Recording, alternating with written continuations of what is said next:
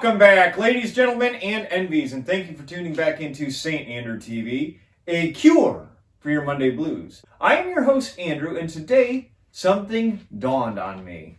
And what dawned on me is I have never shown the community here on St. Andrew TV all the gun leather that I have accumulated over the years and I use on a pretty consistent basis with my constant trips out to the desert. So today I've compiled all the leather that accompanies me and the weapons when I go do my exhibition shots. I will start from my first acquired piece of leather all the way over to my latest piece of leather. And I guess, for lack of a better term, I will be your leather daddy today. So if you follow me along, I will show you all those pieces.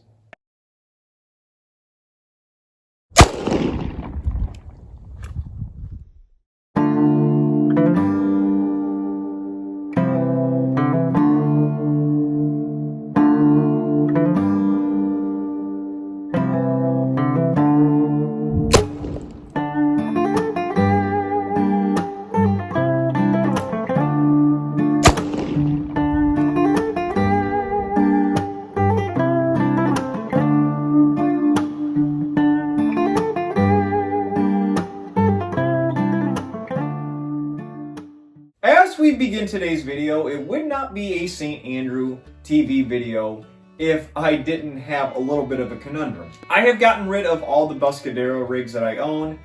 I don't care for them. I like the historical accuracy. That doesn't mean that you can't go buy them, but just for the record, you will see no Buscadero rigs in this video here today. They are no more. To add to the conundrums here on St. Andrew TV, I have two pieces of leather here that I'm not particularly sure what order they came in. However, I'm assuming it's this one right here because I bought a pistol for my first Wild West gun. And this is an 1880s styled military holster with the US insignia right there, and you can see it's very long.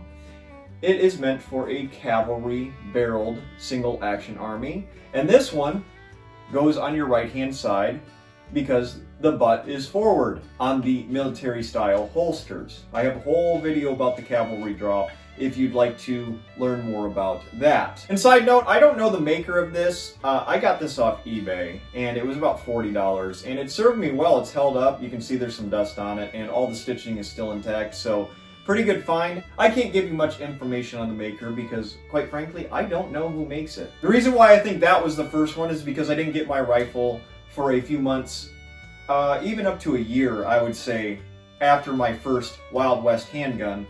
But this is my rifle stock that you see on my Winchester 94. I had it custom built for a Winchester 94. That's why you see little cartridge loops for 30-30 or 30 Winchester centerfire, whichever you do prefer. You can see the very nice embroidery here. It's kind of got a crisscross pattern. All the stitching is also black to make it a black on black stock here. And then I also got a grizzly bear paw embroidered into the side of that as well. And all you do is just shove that onto the stock of your rifle, and cartridges go on the outside, obviously, to feed them into your rifle. Give it a nice full stomach, you know? But along with that, I got a sling that came with the stock. It was like a 2-for-1 special on Buffalo brand leather, which is where I got this about 3 or so years ago. But you can see there's more cartridge belts, the crisscross pattern on the embroidery. They have their little stamp right here, Buffalo brand leather. And I got another grizzly bear paw embroidered right here with my initials, if you can see that. I love customization on stuff. I like things to feel personalized. I am a big fan of that. It makes it feel like it is mine, and it is only mine. This is the sore thumb of all the leather that I've accumulated over the years. This is the shoulder holster that rides about right here. I got this for a video. You can watch that video as well. That is the shoulder holster video where I go over shoulder holsters in the Old West. But I was not particularly certain if I liked shoulder holsters. This looks like pleather to me. This is not genuine leather. It feels a little chintzy. I'm not a huge fan of it. nor would I advise you to go get a $40 shoulder holster, especially if you were going to carry a big heavy gun like a single action army. But I just bought it to see if I liked it, filmed a video on it, and that was about the extent of it. I can't tell you the maker. That is, years and years ago that I bought this, and can't really tell you what it is. I'm not discrediting the shoulder holster. It wasn't for me. If you could get a genuine one made out of real leather and built for you, and it's got a little bit more durability, it's a little bit more robust, I would suggest it because it does distribute the weight of the revolver a little bit better, but I would try to stick with the ones that are a little bit more vertical on your torso because that is more historically accurate. The ones that you see Val Kilmer wear in Tombstone are not quite historically accurate. They didn't sit like a cross draw. They sat more up on your chest to give you more concealment. Remember, a lot of these towns back in the day did not allow you to carry firearms within city limits, so it wouldn't make a lot of sense if you were just flaunting them out on right above your waistband. So this is the shoulder holster. Don't recommend this one in particular, but you could probably do your due diligence and find a pretty good one. You've actually seen a video on this next one, and this is the cartridge belt that I reattached a buckle to because it was all torn up. But it was a $20 antique store find, and you could probably get some 38s in there. I haven't, been brave enough to shove a 45 cartridge in this, but it is embroidered. It has the nice design along the edge. The stitching, there's a lot left to be desired here because it is old, and that's why I also had to reattach a belt buckle. But it has some pennies that are hammered in to the leather there. Like I said, cartridge loops that look like 38 or maybe 357, something like that. And then we also have a wagon train with a guy on a horse on the belt buckle, just to give it a little bit more personalization. You can see pennies over here hammered into the leather itself. I don't know who made this cartridge belt. I could not tell you. Antique store find. You can find interesting stuff like that at the antique store if you look hard enough. But I digress. We are going to move on to this very nice Mexican loop styled holster. The only reason I put it on this belt in particular is these are the only two brown pieces of leather I have because I'm not a big fan of brown leather. I do like the black leather. However, this comes to me from JM & Company Leather. This is my friend who does a lot of leather work, and he still does a lot of leather work. Most of the stuff that I have remaining is from JM & Company Leather. But you can see this is a Mexican style loop holster, and it fits a 4 3/4 inch single action army. He even has his little maker stamp right here, which is most desirable because all of this is, to my knowledge, built and hand-stitched like it was built in the 1800s. All the stamping, all the stitching, he does it authentically, and for the price, you're not going to get much more historically accurate unless you are paying, with figures that have commas in them. So as we continue, I will say that his link is down in the description if you are curious about his stuff and want to maybe inquire about some custom leather. Same with Buffalo Brand Company. Neither of those people know that I'm doing this video, so I'm receiving no kickback for it, but I always like to see people get good quality products for a reasonable price. I would argue that JM & Company is really reasonably priced. The Buffalo brand stuff was a little bit more on the high end, but it is still very good quality. Next one we have here is also from JM & Company Leather, and this is my Wild Bill inspired double cavalry draw gun belt with long Slim Jim holsters on them.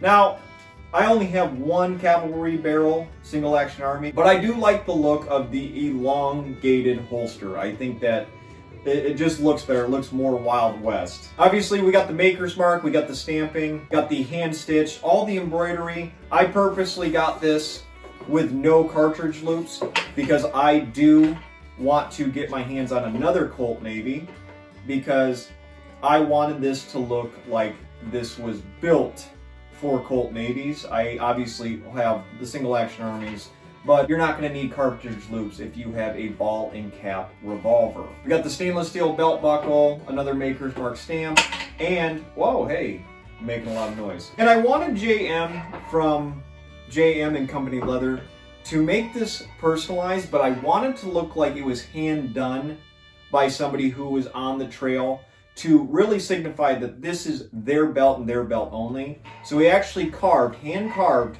my initials into the belt right here.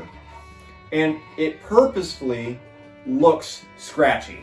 I wanted it that way to make it look like it was hand done, like you got this nice belt, you got it all put together, but you are still a frontiersman. You're still carrying your guns plain style. Everything else is pristine, everything else is hand-stitched and durable.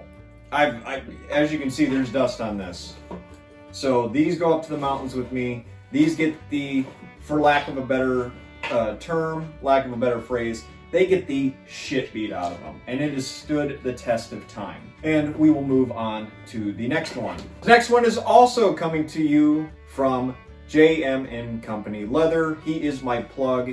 He, I guess, would be my leather daddy at that point. But you can see the Maker's Mark. This one's very fine. No stamping, no embroidery, just all hand stitched. And this is also a California Slim Jim, just sized down.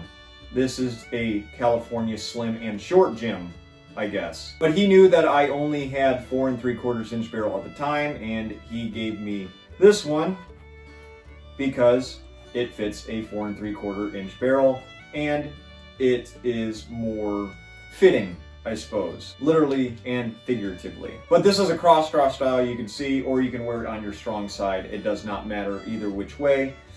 Obviously, black in color, pretty easy, pretty simple, just how I like it. We only have one more piece, and like I said, this is going to be my newest piece.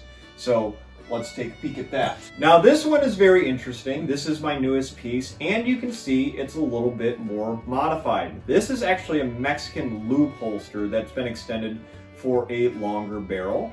And this one actually has a gun in it. Like I said, now I have a 7.5 inch cavalry barrel revolver. Like I said, we are just breaking in this holster because it is brand new. It has the Maker's Mark here on the loop.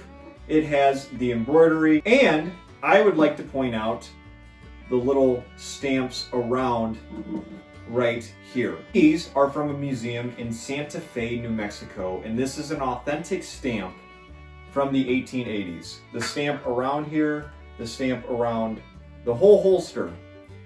From what he tells me, this is authentic to the 1880s. So he hand-stitched it, which is period correct. The Mexican loop, period correct, but he actually got something out of the 1880s, as memory serves, and stamped it with something from that time period.